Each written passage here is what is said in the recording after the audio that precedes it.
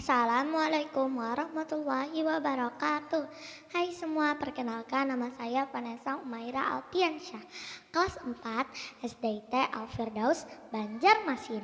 Kali ini saya ingin menceritakan kisah kancil dan jerapah. Kisah kancil dan jerapah. Hari ini matahari bersinar dengan cerah.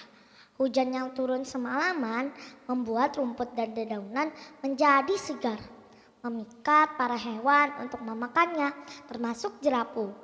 Dia adalah binatang yang baru datang ke hutan fauna. Nyam, nyam, nyam. Enak sekali daun ini. Tapi aku perlu minum. Aku harus mencari sungai di dekat sini, kata jerapu bersemangat. Sambil terus berjalan, akhirnya jerapu melihat sebuah sungai. Ih, ada banyak genangan air. Ih, aku harus berhati-hati. Kalau terinjak, kakiku akan gatal dibuatnya. Wah, indah sekali bunga-bunga ini. Cocok dengan diriku dan aku suka hal-hal yang cantik. Tak lama kemudian jerapu tiba di tepi sungai. Alah, lihat siapa yang sedang minum. Ada domba bau di sini. Hei Debbie domba, pergilah. Aku mau minum di sungai ini, seru jerapu sombong. Kenapa aku harus pergi? Kita kan bisa minum bersama, sahut Debbie domba polos. Minum bersamamu? Tidak. Kau tidak pantas minum air jernih di sini. Carilah tempat lain. Masih dengan gaya angkuh dan sombong. Apa maksudmu? Kamu kan bukan pemilik sungai ini. Aduh, masa sih kamu tidak paham? Lihatlah aku yang anggun ini. Tubuhku tinggi, wajahku rupawan, bulu di tubuhku bersinar.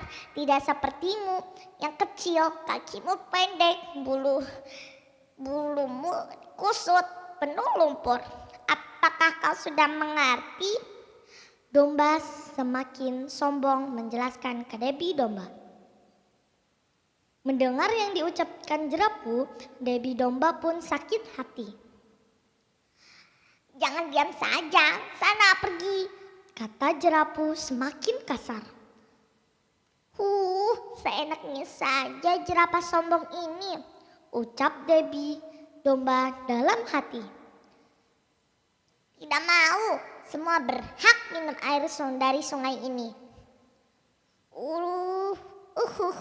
Rupanya kau ingin berdebat denganku, jawab jerapu sambil menggosokkan kakinya ke dada Debbie domba. Aduh, apa yang kamu lakukan, jerapu? Wah, ternyata bulu domba bisa mengkilatkan kukuku jadi tambah cantik deh. Jawab jerapu dengan gaya angkuhnya. Pergi sekarang atau aku akan terus mengganggumu, teriak jerapu kesal pada Debbie domba. Dengan rasa sedih, akhirnya Debbie domba pun pergi meninggalkan jerapah. Padahal dia belum selesai minum. Semakin hari, tingkah laku jerapu semakin menyebalkan. Hingga Debbie akhirnya menceritakan semua kekesalannya dengan kancil. Mendengar cerita dari Debbie domba, akhirnya kancil menjelaskan. Aku juga mendengar cerita kesombongan jerapu dari Koko dan Goti.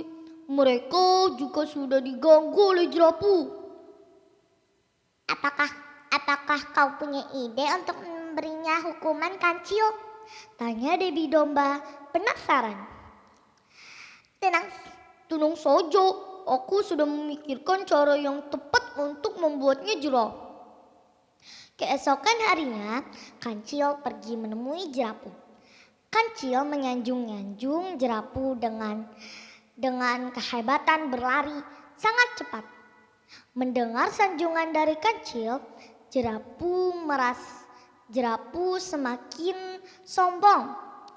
Lalu Kancil mengajak Jerapu untuk lomba lari dengan persyaratan jika Kancil yang menang, Jerapu tidak boleh mengganggu penghuni hutan fauna. Dengan sombongnya, Jerapu pun mengiyakan tantangan dari Kancil. Akhirnya lomba lari antara Jerapu dan Kancil pun dimulai. Semua telah bersiap di garis start. Peluit pun dibunyikan, menandakan pertandingan dimulai. Dengan sigap, Jerapu berlari kencang ke depan. Hahaha,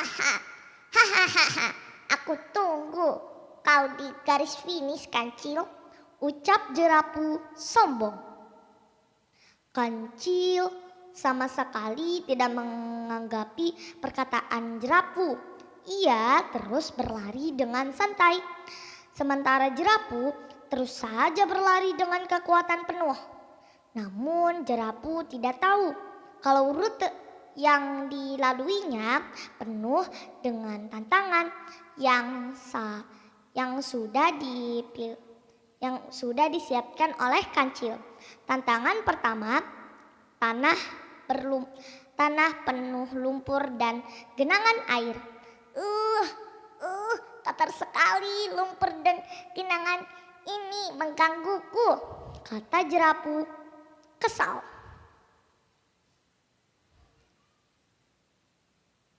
Jerapu langsung berhenti ketika menemui tanah berlumpur. Dengan kakinya yang panjang, dia kesulitan menghindari tanah licin tersebut. Kakinya saling silang dan malah membuatnya terjatuh. Kancil pun berhasil menyusul Jerapu. Berbeda dengan Jerapu, kaki kecil Kancil bisa dengan mudah melewati genangan air. Belum selesai dengan rintangan genangan, kini Jerapu dihadapkan dengan pepohonan yang tinggi. Tubuh Kancil yang mungil dapat melewati pepohonan tinggi dengan mudah. Sementara Jerapu wajahnya seperti ditampar oleh dedaunan ranting yang lebat. Sakit, semua mukaku, badanku juga pegal. Jerapu berteriak,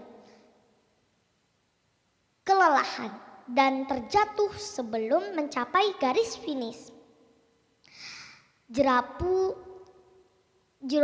sedikit lagi menang. Kau tidak mau berlari lagi? Kau sudah menang, buat apa aku berlari lagi? Sahut Jerapu sambil ngos-ngosan. Hehehe, apakah kau masih merasa menjadi yang terhebat?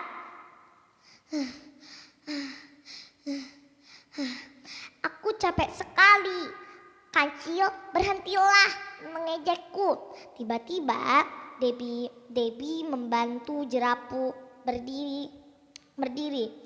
Jerapu merasa bersalah karena sudah mengganggu penghuni hutan fauna lagi.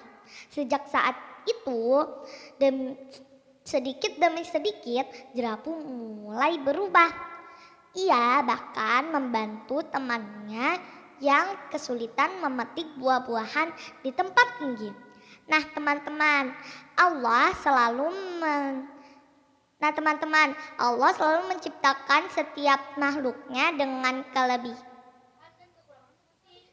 kelebihan dan masing-masing. Syukuri yang kita miliki dan jangan. Cukup sekian cerita ini dan terima kasih.